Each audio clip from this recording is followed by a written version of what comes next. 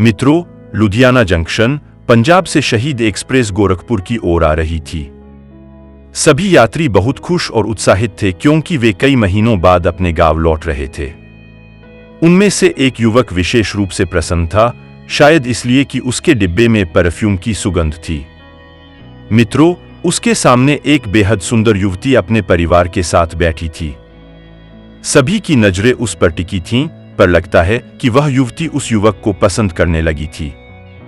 मित्रों, आप समझ सकते हैं कि उसके दिल पर क्या गुजर रही होगी, उसकी क्या स्थिति होगी।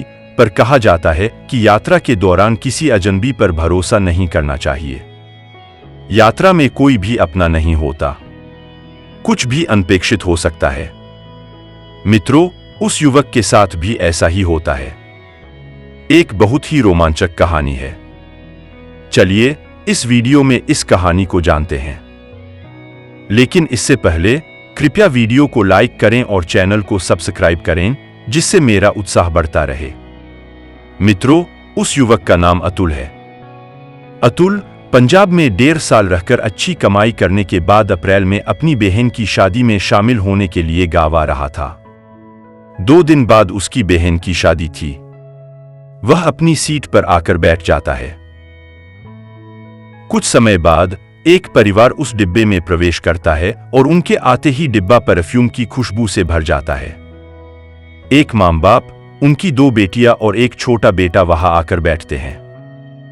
बड़ी बेटी, जिसकी उम्र 22 साल है और जिसका नाम सोनिया है, वह बहुत सुंदर थी। वह बैठती है और अतुल की ओर देखकर मुस्कुराती है और पूछती है कि उसकी सीट कौन सी है। अतुल कहता है कि उसकी सीट नीचे है और सोनिया बताती है कि उसके पापा की सीट ऊपर है, लेकिन वे ऊपर नहीं जा सकेंगे। अगर अतुल सीट बदल लेगा तो उसकी बहुत कृपा होगी। सोनिया कहती है कि उसके मम्मी पापा नीचे सो जाएंगे और वह और अतुल ऊपर सो सकते हैं। यह कहकर वह मुस्कुराती है और अतुल उसकी मुस्कान से मंत्रमुग्ध हो जाता है। अतुल सहमत हो जाता है और कहता है कि वह ऊपर सो जाएगा और उसे कोई आपत्ति नहीं है। सोनिया उसे धन्यवाद देती है और फिर मुस्कुराती है। अब सभी लोग अपना सामान व्यवस्थित कर रहे हैं और इस दौरान उन दोनों के बीच बहुत सारी बातें हो जाती हैं और शायद यह पहली नजर का प्यार भी होता है। जब सभी लोग सामान व्यवस्थित कर लेते हैं और आराम से बैठ जाते हैं, ट्रेन चल पड़ती है और सभी अपने मोबाइल में व्यस्त हो जाते हैं। लेकिन अतुल था, वो बार बार सोनिया को देखे जा रहा था। उसे ऊपर से नीचे निहारे जा रहा था। कभी कभी सोनिया भी उसकी तरफ देखकर मुस्कुरा देती थी। तो जब पहले वो देखती तो डर जाता था कि जब वो देखता है कि जैसे मैं देख रहा हूं। जैसे जैसे वह उसे निहारती है, उसकी घबराहट धीरे धीरे कम होती जाती है। इस दौरान सभी अपने अपने कामों में व्यस्त थे, अपने मोबाइलों में लगे हुए थे और इस बीच सोनिया और अतुल की एक अनोखी कहानी विकसित हो रही थी। जब 2 घंटे बीत जाते हैं, अतुल दरवाजे की ओर बढ़ता है, शायद उसे बाथरूम जाना था, और जब वह लौटता है तो 2 मिनट बाद सोनिया भी उसके पीछे चली जाती है। वापसी में वह देखता है कि सोनिया भी आ रही है, तो वह अपने कदम पीछे खींच लेता है और फिर दरवाजे की ओर चला जाता है। सोनिया अतुल से पूछती है कि वह क्यों रुक गया, तो वह नर्वस होकर कहता है कि वह उसके लिए रुक गया। वह मुस्कुराकर कहती है, वो तो मेरे लिए रुक गए? आप ट्रेन में मेरे लिए ही बैठे हैं क्या?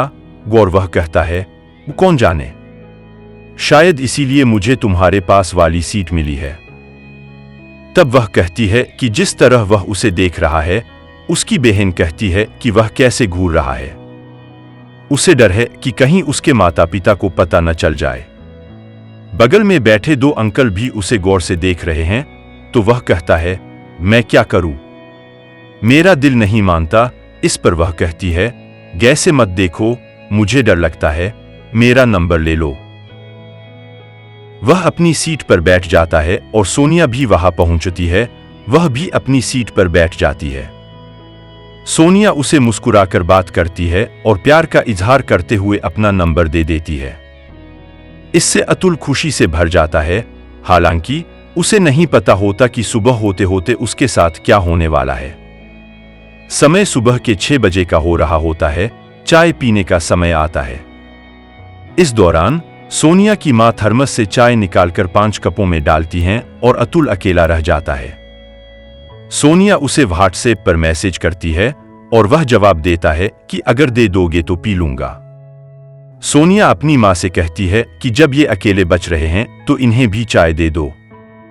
उसकी मां कहती है कि हाँ, तुम भी पी लो, लेकिन वह कहता है कि उसे ट्रेन में चाय पीने की आदत नहीं है क्योंकि उसने कभी नहीं पिया, चाय यहां बहुत खराब मिलती है। तब उसकी मां कहती हैं कि इसीलिए तो वह घर से थर्मस में बनी चाय लाती हैं जो 8 घंटे तक गर्म रहती है। इस प्रकार वे 2-3 बार चाय पी लेते हैं।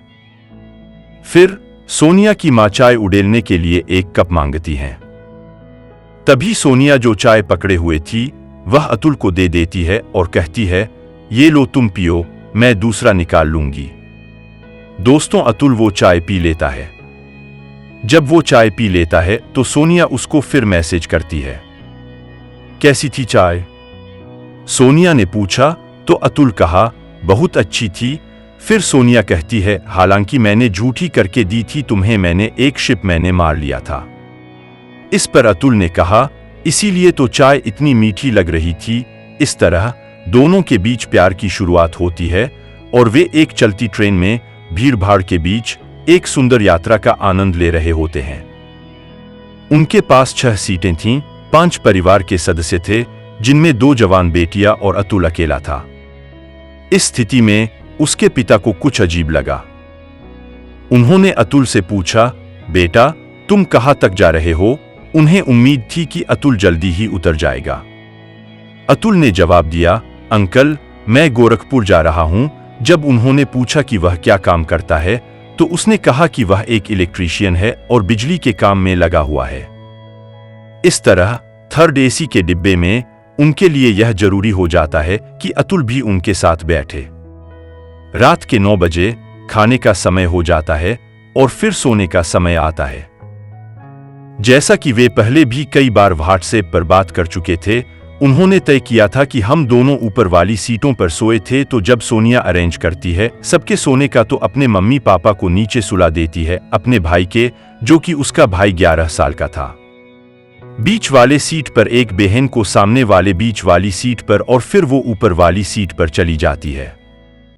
उसके बाद अतुल भी ऊपर वाली सीट पर चला जाता है। जब वो दोनों आमने सामने बैठे होते हैं तो उनकी आंखों में नींद कैसे हो सकती है? वे एक दूसरे को चुपचाप देखने लगते हैं। इस दौरान सीटों के पास सो रहे एक अंकल जो ऊपर की सीट पर थे उनकी ओर देख रहे थे, लेकिन इससे उन्हें कोई खास अंतर नहीं पड़ता। वे बस अपने पैरों की ओर देख रहे थे और उनके चेहरे की भावनाओं को समझ पाना मुश्किल था।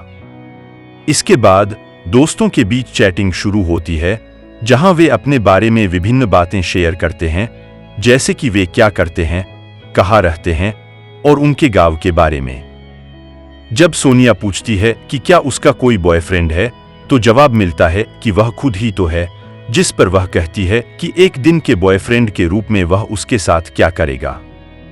इस पर वह कहता है कि भले ही वह कुछ ना करे लेकिन वह उसे जीवन भर याद रखेगा। ऐसी बातों के बाद वे एक दूसरे के घर और पर्सनल फोटोज शेयर करते हैं और जब रात गहराती है तो अतुल सोनिया को अपनी सीट पर आने के लिए कहता है, जिस पर वह कहती है कि क्या वह पागल हो गया है, मैं तुम्हारी जगह पर क्यों आऊं, ये तो ट्रेन है, क्या तुम्हें डर नहीं लगता? जवाब में वो कहता है, नहीं मुझे कोई डर नहीं है, तुम यहां आ जाओ वरना मैं तुम्हारी जगह ले लूंगा। वह उसे रोकती है और कहती है, नहीं ऐसा मत करो, अगर कोई जाग जाए तो उसे पता चल जाएगा कि एक सीट पर हम 2 हैं और सामने देखो अंकल अभी सो रहे हैं, लेकिन अगर उनकी नींद खुल गई तो वे तुरंत समझ जाएंगे।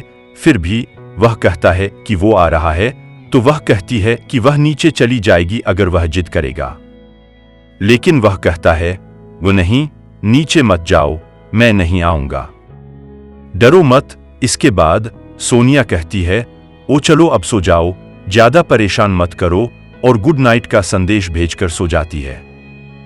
वह कुछ और बार मैसेज करके उसे जगाने की कोशिश करता है पर उसे नींद आ जाती है और वह सो जाता है। सुबह होती है, सभी जाग जाते हैं। अतुल अपना बैग निकालने के लिए देखता है, लेकिन उसका बैग गायब हो चुका होता है। उसके चेहरे पर चिंता की लकीरें खिंच जाती हैं। वह इधर-उधर अपना बैग ढूंढने लगता है, लेकिन उसका बैग मिलता नहीं है। उसकी बहन का विवाह अब सिर्फ 2 दिन में होने वाला था। उसने अपनी बहन और जीजा के लिए कई गहने और महंगी चीजें खरीदी थीं। इसमें एक मोबाइल फोन भी शामिल था और दूल्हे के लिए एक खास चेन भी खरीदी गई थी। उसने एक अंगूठी भी खरीदी थी जिसकी कीमत 1.5 लाख से अधिक थी और कुल मिलाकर उसने 2 लाख रुपए के सामान खरीदे थे। जब उसके दोस्तों को इस बारे में पता चलता है, वे सभी आश्चर्यचकित होते हैं। लेकिन जब वह उन्हें रसीद दिखाता है तो वे उसे लापरवाही के लिए टोकते हैं।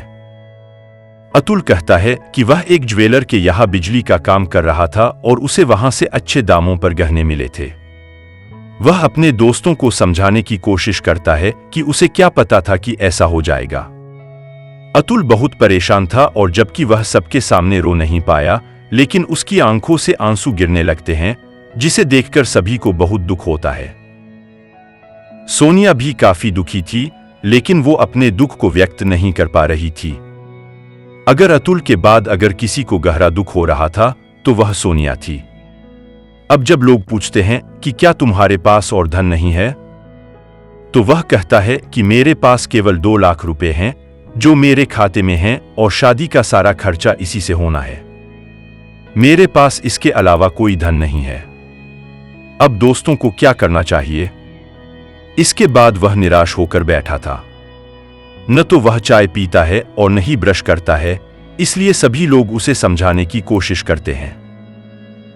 फिर वह चाय पीता है और उसके बाद बाथरूम की ओर चल देता है।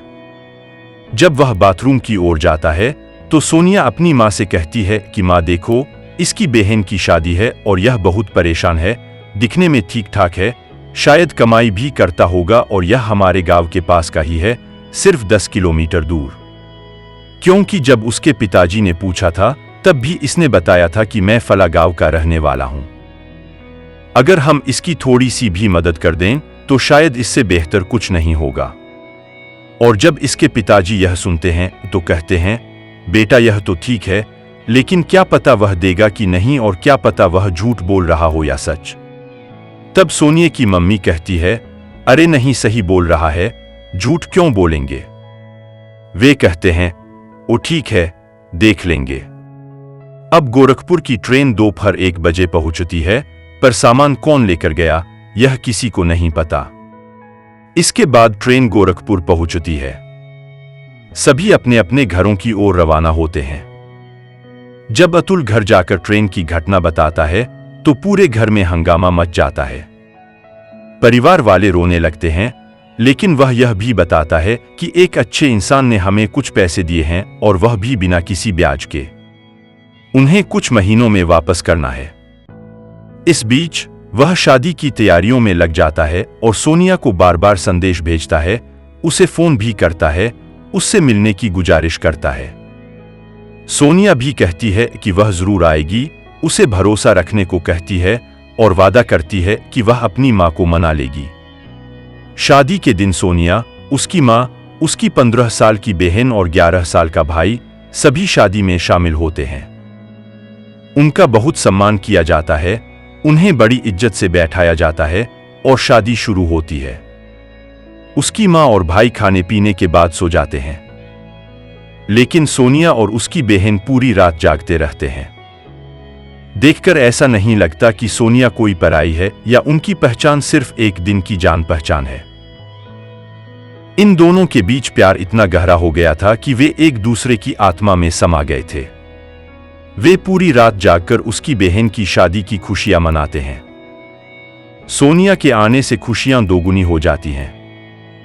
विदाई होती है और सभी अपने अपने काम में लग जाते हैं। फिर अतुल लुधियाना जाता है और अपना इलेक्ट्रिकल का काम करता है। सोनिया के पिता अतुल का जिक्र तक नहीं करते, पर जब अतुल 3 महीने बाद सारा पैसा लौटा देता है, वे बहुत प्रभावित होते हैं और समझ जाते हैं कि अतुल वाकई में कमा रहा है और अच्छा लड़का है। सोनिया के पिता की फर्नीचर की दुकान होती है। उनका व्यवसाय अच्छा चल रहा था और वे पूरे परिवार के साथ लुधियाना में रहते थे। सोनिया ने ग्रेजुएशन के बाद नौकरी करनी शुरू की थी। अतुल और सोनिया ने कई बार मुलाकात की, एक दूसरे को पहचाना, समझा और अतुल सोनिया के माता पिता को भी पसंद आने लगा। उन्होंने देखा कि दोनों एक दूसरे को प्यार करते हैं। सोनिया ने अपनी मां से कहा कि वह उसकी शादी अतुल से करवा दे। उसके पिता ने शादी का प्रस्ताव रखा। आपसी सहमति से उनकी शादी हो जाती है। तो दोस्तों, ये थी कहानी। आपको कैसी लगी जरूर बताएं। अगर अच्छी लगी हो तो चैनल को सब्सक्राइब करें और हम फिर मिलेंगे किसी वीडियो में। तब तक के लिए